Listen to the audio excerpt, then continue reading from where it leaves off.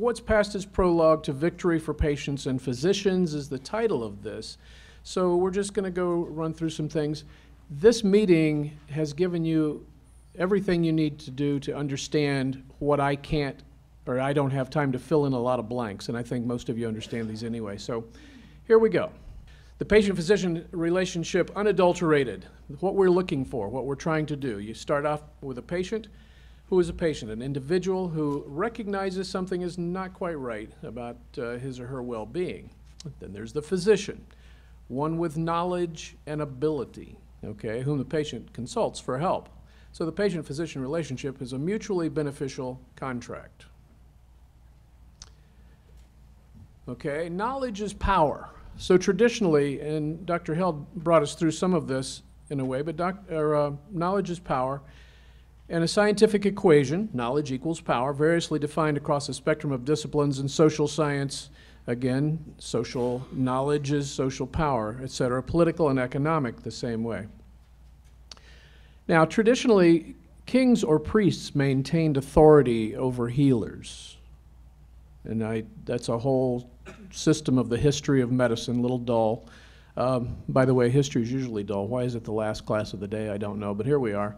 So history records physicians of distinction, Asclepius, Hippocrates, on and on and on, Osler. But a very interesting characteristic about these great physicians of note is that none of them were in private practice.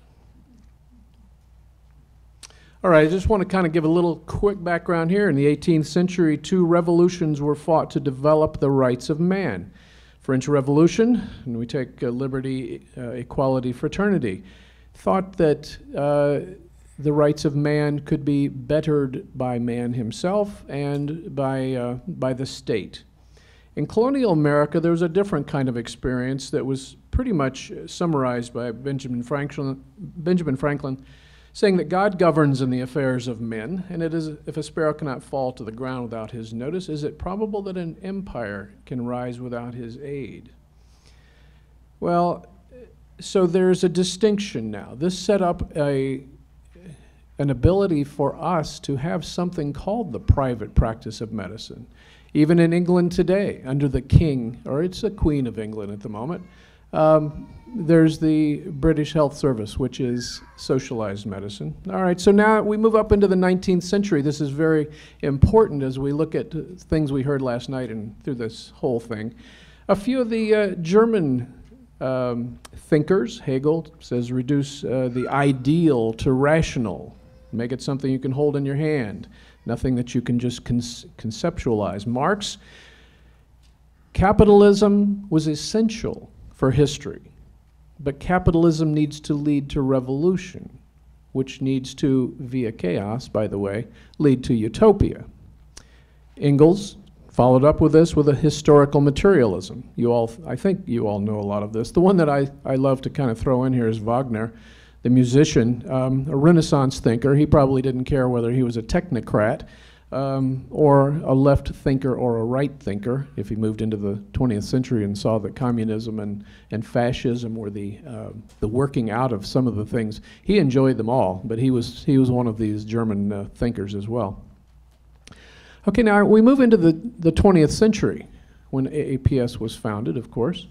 And at the same time the century starts, we had naturopathy, homeopathy, allopathy, and it's very interesting that somewhere around the mid-1915s area, the Flexner Report was commissioned, and all of a sudden now allopathy meets philanthropy, and we get foundations. You can't read that word up there probably, but that's how this is all supported and, well, at least it was to begin with, supported and paid for. It supported the scientific allopathic medicine. Very interesting. Naturopathy is a scientific discipline, but just don't get a lot of science behind it because science, again, is owned by the state.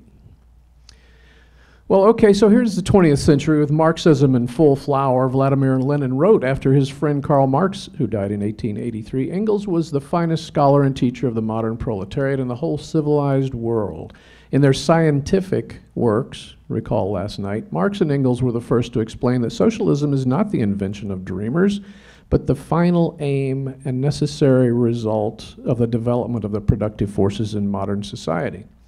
All recorded history hitherto has been a history of class struggle, of the succession of the rule and victory of the certain social classes over others, blah, blah, blah.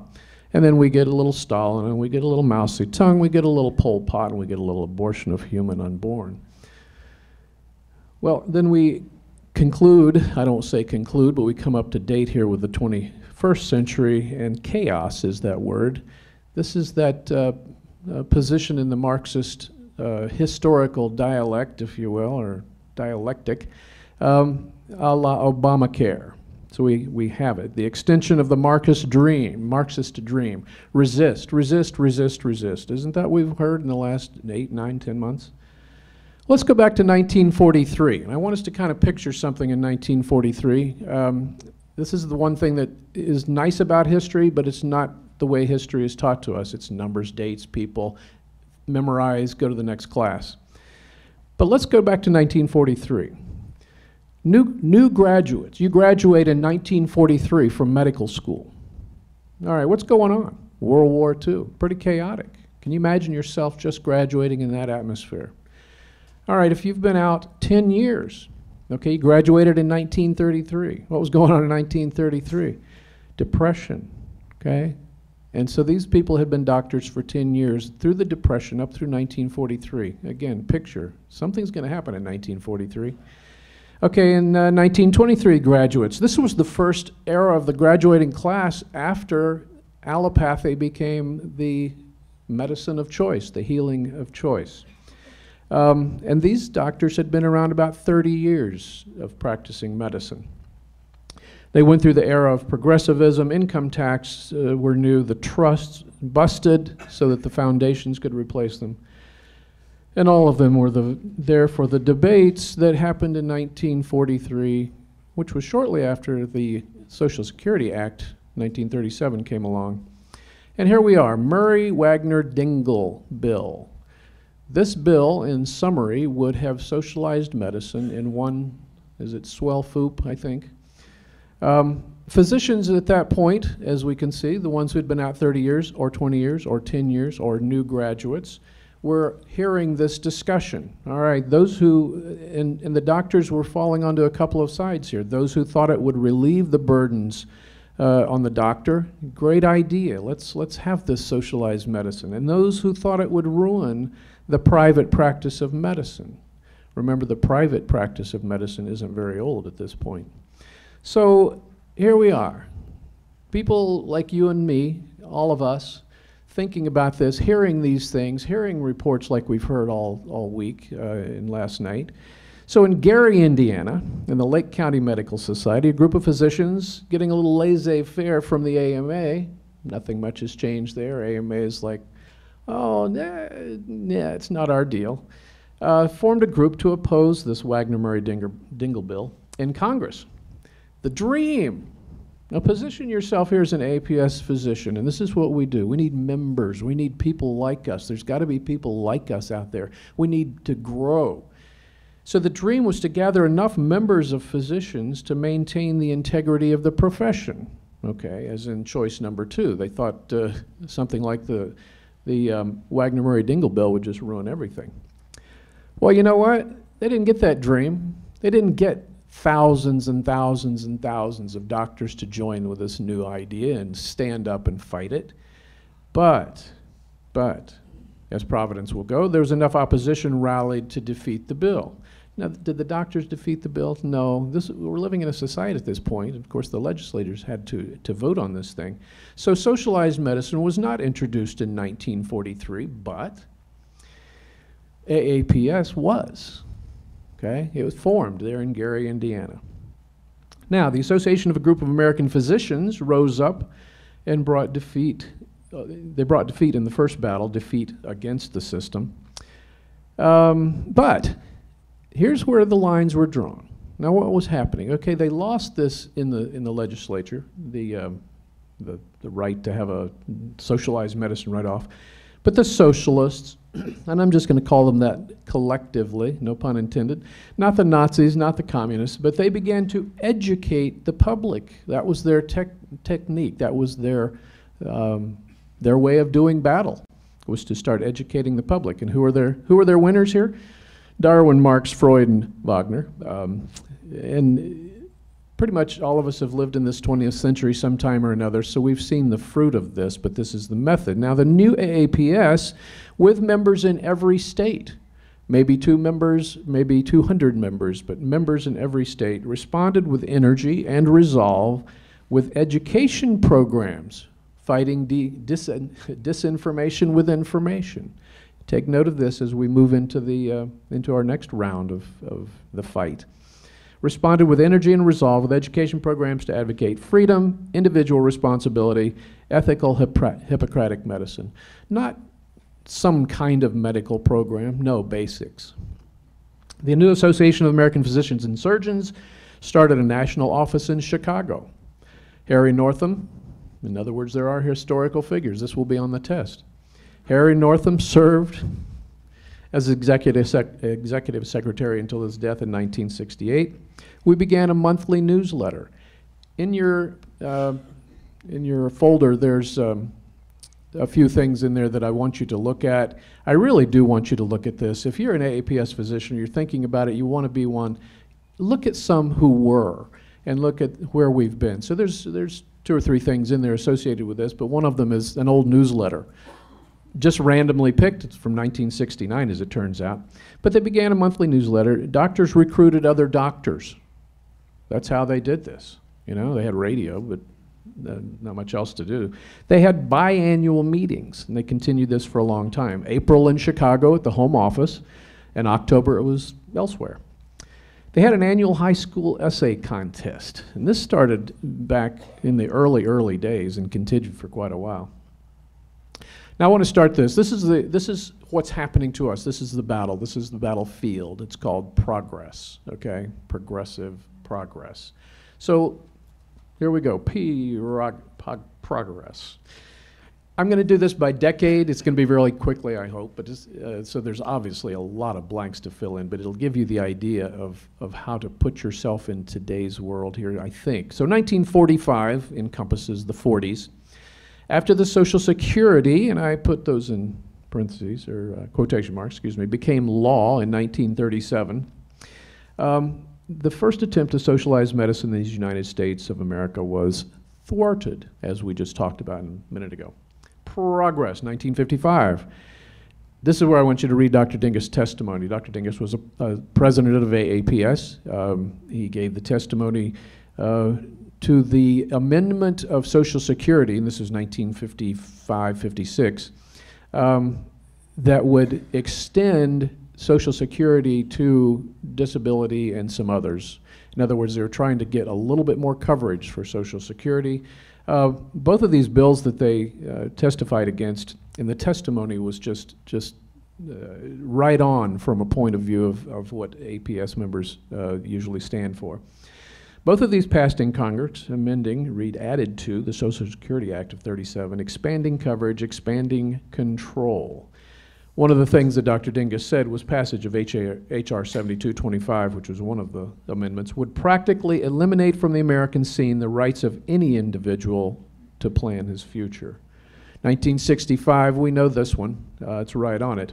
Medicare, huge social change, by the way. It wasn't just Medicare that was passing, Medicare that was coming along. Everything was changing. Taking God out of the public school is one that we like to use as a banner. But huge social changes. Here we are with Darwin, Marx, Freud, Wagner, going barefoot to class, go to tear down the administration building, all that kind of stuff. Okay, APS tried a resurgence of the essay contest. The American Free Enterprise System was something you could write about, and the advantages of private medical care. The state chapters, which were very viable, they weren't necessarily large, they weren't necessarily powerful, but they were active. And one of the things they did was sponsor these essay contests in the high schools, and they gave a little prize. And again, one of the prize winners is mentioned in that Newsletter. We go to 1975, and I really am scooting over all these things because we've lived these things, we've seen these. The new alphabet no longer starts with ABC, starts with HMO, and on and on and on and on and on. We have a whole bunch of these, PPOs, EMTALA, DRGs. One of the highlights here for AAPS in the 1980s was AAPS versus Heckler. Dan Jordan can give you a lot of details of those days. This was for price fixing. And we sued HHS, Health Services, at that time. And AAPS wins even when the suit doesn't win. We get our point across, we're there, we make our point known. Okay. We all know about 1995, Hillary's scare, however you want to say it, a historic moment for AAPS, a very historic moment for AAPS. Again, it's one of those watershed moments when we actually sued Hillary, and we won. Now, take a point of this. Yes, we won that lawsuit, continuation of the learning process, trying to halt the progress of socialism. But from the ashes of Hillary care, and correct me if I'm wrong, Jane, on this, everything they were trying to put in one swoop of the pen, is that it? Stroke of the pen, was passed somehow along the way. So in other words, they don't quit. They do not quit. 2005, determination is noted on various fronts, the determination of them. The vaccine scam from the CDC, book review and book written on that, that's very interesting. Medicare Parts C and D came along. Obamacare is being written at that point. And then, of course, here it is in the 2015. So as we go through these decades, and Obamacare is the fulfillment of Lenin's cornerstone in the arch of medicine, the historical dialectic stage of chaos. Now, I think I have 2 minutes, and I'm going to give you a history. Oh, it's 5. We're going to try to do this. This is where the history of AAPS comes in. 1987. 30 years before, my dad began to be active in AAPS. So my dad was in AAPS too. Curtis Kane, I wish he was here because he loves to joke about this. He would come over to my house with my dad, and I tried to stay out of their way, but I was being exposed to it. I was being exposed to those essay contests long before I went to college. So my dad had a legacy, let's put it that way, that I'm very happy to say that he made me join. There was no doubt about me joining AAPS when I got out of medical school. 30 years later, I'm a recipient of untold blessings. That's now. A witness to the impact of a faithful, principled group that understands their place in history is to merely do the right thing. Every one of you. I became president-elect in '87, president in '88, in '89, presided over a very historic meeting in Orlando. Keynote speaker in Orlando was Ed Ennis. But what happened there, the 1980s were gut-wrenching for AAPS. We were looking for members, of course, but kind of an identity. Who are we? How are we going to really fight against this? Just, you could feel it like the tide coming in, that the tide didn't ever stop. It's just coming in. Many doctors felt all was lost. And I don't mean members of AAPS, but it was hard to get members of AAPS because the general mood in the country and physicians was that it didn't matter, all was lost. There was nothing to be done. Dr. Ron Paul didn't stop running. He was my keynote speaker when I was assumed the presidency in 1988. Now, in the Orlando meeting, the Thursday night at the Church Street Station, we had a great meeting, by the way. It was in the happiest place on earth, Disney World, right? Okay, that was back then. We had a history lesson from the first 45 years. So this is really a continuation of some of the data that I was able to get. And my speech is actually in there, in the packet that I gave at that preliminary history meeting. Now, Saturday morning. Okay, this is Saturday, and we had, in those days, we had the meeting, and then the board meeting was after this. But the Saturday board meeting, after the meeting, the APS meeting, and I didn't know this was happening. This was very interesting. This organization is just full of integrity. But There was a doctor who was a member, past president, and in the wisdom of the board of directors and the officers and other members, Jane Orient was appointed, asked to be the executive director of AAPS. That happened 30 years ago. And the era changed. Now, from my address at that point, I would just say the patient-physician relationship, which operates smoothly, fairly, and with mutual respect, if left alone to its own devices, now has become nearly unrecognizable, 1988, I think it was, 89, because of outside interference. The predictions of the 1940s, 50s, and 60s are now true. The system is utter chaos. And this is just my opinion at the time. The government is present in a gargantuan proportion. Medicare is collapsing under its own weight, but instead of dust and a pile of rubble, there are new monsters arising from its belly. What a monster. And then we went into Hillary Care, and indeed Hillary Care, it just doesn't stop. They just keep on coming in. I had presided over the demise of an old era. I presided over the gestation of a new era. So, you know, I'm unbelievably blessed. In the early days of the 1940s and 50s, doctors thought they could be the big duck in a little pond. Okay, it's just another little comment about who AAPS is. It's about every individual. It's not about any individual. It's about every individual. So people have tried to stand up and say, okay, I think I'll take over APS because I got a lot of great ideas. It's just never happened, and that's because of the democracy here. Okay, the APS programs. We have a stable home office from Chicago to Washington, D.C. for a while, and then when Jane came along, Tucson. There's the APS News, the Limited Legal Consultation Service, Journal of the American Physicians and Surgeons. AAPS PAC, presence in Washington, D.C., state chapters. So we have a lot of programs and a lot of areas where we can have influence. Okay. Now, I've got to mention this. These are some of these people. Nino Camardis. I wish everybody knew the ones I knew. There were ones before me that I didn't know, and there's going to be ones, AAPS members after me, that I'm not going to know. Nino Camardis had vision, and there's some articles and tapes that he has. Bob Jagger was a soldier's soldier. Curtis Kane, who I wish he, like I say, could be here, was a prophet. Dan Jordan, who's back here and probably kill me for saying, he's a giant among men, and he's just been a stable force in this organization. Jane Orient has been described as the Joan of Arc of medicine. That was Nino Camardis' word for her. Great experience. Larry Huntoon carries the flag into the fight everywhere, all the time. These are individuals. Yes, they've risen, but they've done this for what reason? And by the way, this is my attempt at a little art. If you notice that the coloring there. This is from a pamphlet, just one of those pamphlets. You got a few of them out there on the thing, but I don't know where this one is anymore, but it came from a pamphlet. Freedom is essential to the physician. Without freedom, and then I'm wrapping this up, he cannot truly practice medicine.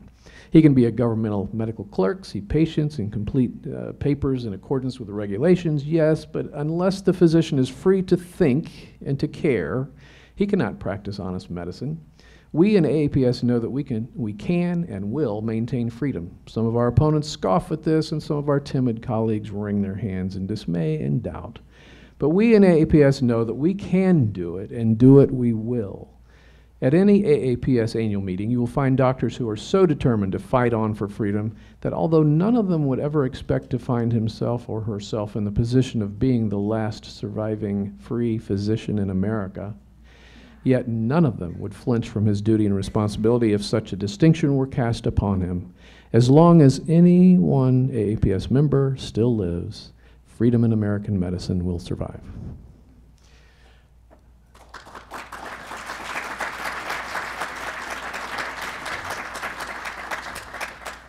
Let's take that home with us.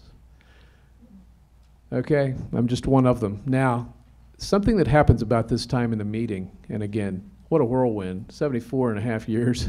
It is wonderful. I mean, just amazing, but it's made up of you all. It's made up of just individuals who want to go back and do the good thing. One of the things I've noticed throughout my career of coming to these APS meetings, This is the time of the meeting, and I hope I didn't mess it up for you. This is the time of the meeting that you take out of here, you go home, you feel like you're ready. You've just had 3 or 4 days of fantastic uplifting, and you want to go out. And of course, I remember going back home and, wow, you know, my colleagues, they just didn't get it and all that kind of thing. But the meetings were fantastic. And this next part of the meeting, if we do have it, is for the good of the order. And that is where you all uplift the rest of us. So, Larry, should we just do that or okay, good. So anyway, thank you all very much.